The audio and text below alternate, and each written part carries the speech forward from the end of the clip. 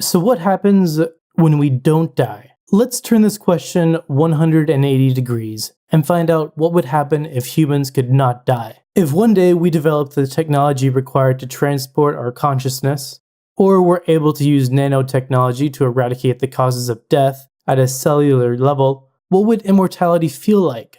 Pretty damn boring by the sounds of it. For example, how would your mind cope with knowing you had an eternity to do everything?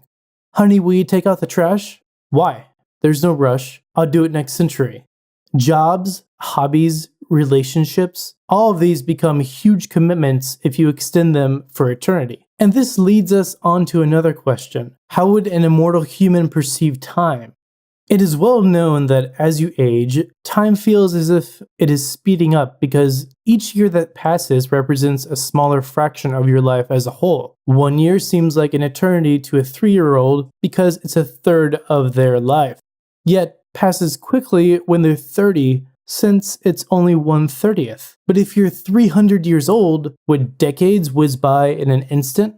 If so, how would this have an impact on your memories? It's hard enough remembering your school days as soon as you hit adulthood, but how much life could a triple centurion genuinely remember? You might forget your parents, your first lover, and that time your uncle accidentally walked in while you were showering.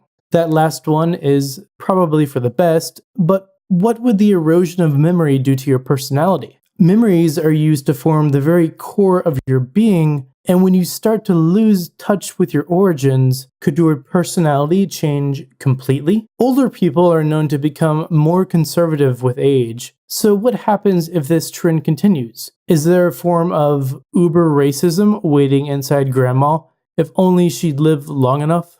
It's likely that the human mind would drastically change over longer lifetimes, especially when you consider the impact mental decline might have over the course of hundreds of years. Even with nanotechnology, it'd be incredibly hard to find and eliminate every source of mental decay. And how much can you realistically fix a person anyway, before they no longer act or feel like themselves? Evolution also ceases upon the introduction of immortality, because death is necessary for all species to progress. Or is it? Could we detect genetic improvements in newborns and apply them retroactively? Perhaps, but what if the differences were too great? If some of us alive today could live for 10,000 years, how would we compare to the children of the future? We'd almost certainly be inferior, but to what extent? Would it be like comparing humans and chimps? And could we cope with knowing how unevolved we are? Much of this would depend on who is allowed to become immortal, because, let's be honest, eternal life would not be available to everyone. Humanity might split into one group of archaic, rich, immortal cavemen, and another bunch of poor, mortal newcomers. Newcomers who may seek to eradicate the lingering mistakes of the past. Not that we'd put up much of a fight, because if human beings cannot die, is there anything for them to live for?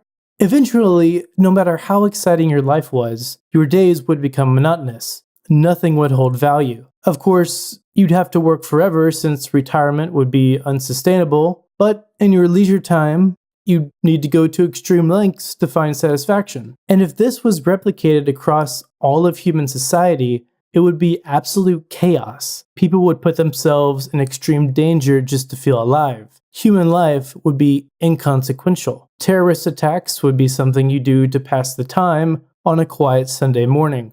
Overpopulation would mean that few new babies would be born. Wealth, ideas, inequalities, and governments would live on for unnaturally long times, since those in power would never pass. And if nobody could die from natural biological causes, the only possible death would be a violent one. Either that, or we'd take care of it ourselves. Because we mortal beings are pretty curious about death as it is. So how could you, me, or any human being go on living for thousands of years without knowing what awaits you on the other side? There will be more of these bonus videos to come very soon. Now go back to youtube.com/strangemysteries and watch more of my videos.